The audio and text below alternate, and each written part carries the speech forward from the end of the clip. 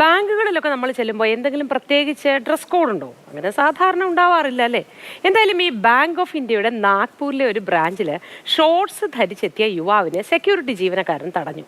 സംഭവം ദൃശ്യങ്ങൾ സഹിതം സമൂഹ മാധ്യമങ്ങളിൽ വൻ ചർച്ചയുമാണ്. अरे बोलो ना नंगा हो क्या भैया? ये देखो पूरे कपड़े पहना हूँ मैं, पूरे कपड़े पहना हूँ, क्यों जाऊँ? यहाँ पे लिख के रखो ना पैंट नहीं चलता करके, ये कौन सी बात हो गई?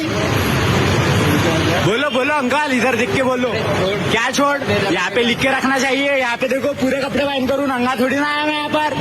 तुम्हारे बैंक में रिपोर्ट कर रहा हूँ, ये वीडियो तुम्हारे बैंक तक जाएगा. अरे यार अंदर नहीं जाने. അശ്വജിത്ത് സി ചേരുന്നു. Good morning Ashwajith. നമ്മൾ ഈ കോമഡി രംഗമാണ് ഞാനിപ്പോൾ മനസ്സിലാലോചിച്ചത്. അതായത് ഈ 5 സ്റ്റാർ തുടങ്ങി മേലോട്ടുള്ള ചില ഹോട്ടലുകളിൽ അങ്ങനെ മുണ്ടുടുത്തൊന്നും കയറ്റില്ല എന്ന് കേട്ടിട്ടുണ്ട്. അപ്പോൾ ഒരു റീലിലോ വീഡിയോയിലോ മറ്റോ ഞാൻ കണ്ടതോർക്കുന്നു. അവിടെ നിന്ന് സെക്യൂരിറ്റി ജീവനക്കാരൻ്റെ മുന്നിൽ നിന്ന് തന്നെ മുണ്ട് മാറ്റി ഉള്ളിലെ വരയൻ കളസം ഇട്ടുകൊണ്ട് നെഞ്ചു വിരിച്ച് അകത്തേക്ക് കയറി പോകുന്നത് എന്ന് പറഞ്ഞതുപോലെയാണ്. ഈ ഷോർട്സിന് അവിടെ ഒരു നിരോധനമുണ്ടോ? ശരിക്കും എന്താണ് സംഭവം? Modi good morning. ഞാനും സത്യത്തിൽ ഈ വാർത്ത കണ്ടപ്പോൾ ആദ്യം എനിക്കൊന്ന് ജഗതി അവതരിപ്പിച്ച രംഗമാണെന്ന് തോന്നുന്നു സിനിമയിൽ. അത് തന്നെയാണ് എനിക്ക് ഓർമ്മ വന്നത്. സാധാരണ നമ്മൾ ഈ മുണ്ടുടുത്ത് പോകുമ്പോൾ ഒരു പഴഞ്ചൻ ലുക്ക് അല്ലെങ്കിൽ ഈ പറഞ്ഞ പോലെ നാടൻ ലുക്ക് എന്നൊക്കെ പറഞ്ഞ് പലയിടത്തും വിലക്ക് എന്ന തരത്തിലൊക്കെ തമാശയ്ക്ക് പറയാറുണ്ട്. പക്ഷേ ഇത് നേരെ തിരിച്ചായിപ്പോയി. ഈ ഷോർട്സ് ധരിച്ച് ഇപ്പോൾ ഈ കാലഘട്ടത്തിൽ സാധാരണ ഈ ഷോർട്സും 3/4 ഒക്കെയാണ് ഒരു കോമൺ വേഷമായി മാറിക്കൊണ്ടിരിക്കുന്ന കാലഘട്ടം കൂടിയാണല്ലോ.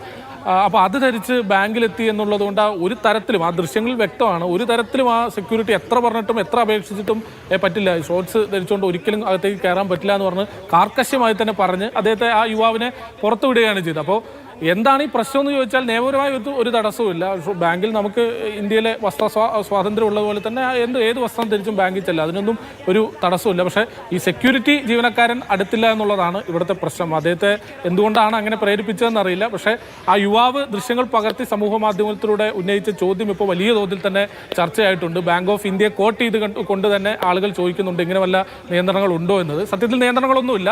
ഇതാ സെക്യൂരിറ്റി ജീവനക്കാരൻ്റെ ഒരു പിഴവ് എന്ന തരത്തിൽ മാത്രമേ നമുക്ക് പറയാൻ കഴിയൂ. വേറൊരു കാര്യം കൂടെ പറയാം. വ്യക്തിപരമായി ഞാനും സാധാരണ ഷോർട്സും 3/4 ഒക്കെ ധരിച്ചാണ് പുറത്തിറങ്ങാറുള്ളത്. ഈ ഔദ്യോഗിക ആവശ്യങ്ങൾക്ക് പോകുമ്പോൾ പോലും അങ്ങനെയാണ് പോയിട്ടുള്ളത്. പക്ഷേ എന്നെ തടഞ്ഞിട്ടില്ല എന്നുള്ളൊരു കാര്യം കൂടെ ഞാൻ പങ്കുവെക്കട്ടെ. അതുപോലെ അശ്വജിത്ത്, ഇനിയിപ്പോൾ ഈ വൈറലാവുന്ന വീഡിയോകൾക്ക് താഴെ ഒരുപാട് പേര് ഇനി കമന്റ് ചെയ്യാനുള്ള സാധ്യതയുണ്ട്. ഇത് പുരുഷന്മാർക്ക് മാത്രമേ ബാധകമാവുകയുള്ളൂ, ഇനി അല്പവസ്ത്രം ധരിച്ചെത്തുന്ന സ്ത്രീകളെയും നിങ്ങൾ തടഞ്ഞൂടെ, അവിടെയൊക്കെ ഈക്വാലിറ്റി, ജെൻഡർ ഈക്വാലിറ്റി ഒക്കെ ഇങ്ങനെ കൊണ്ടുവരാനുള്ള ഒരു സാധ്യതയൊക്കെ നിലനിൽക്കുന്നുണ്ട് അല്ലേ? തീർച്ചയായിട്ടും ഈ കമന്റുകൾ ധാരാളം വരുന്നുണ്ട്. ഇത് രാജ്യം ഒന്നാകെ തന്നെ ഈ ഒരു വീഡിയോ ഏറ്റെടുത്ത് ചർച്ചയായിട്ടുണ്ട്. മാധ്യമങ്ങളൊക്കെ തന്നെ ഈ വീഡിയോ പങ്കുവെച്ച് വലിയ തോതിൽ തന്നെ ഒരു ചർച്ചയായിട്ടുണ്ട്. ഏതായാലും എന്തുകൊണ്ട് എന്ന് ഒരുപക്ഷെ അടുത്ത ദിവസങ്ങളിൽ തന്നെ അങ്ങനെ ഒരു നിയമപരമായ പ്രശ്നം ഉണ്ടെന്ന് എനിക്ക് തോന്നുന്നില്ല.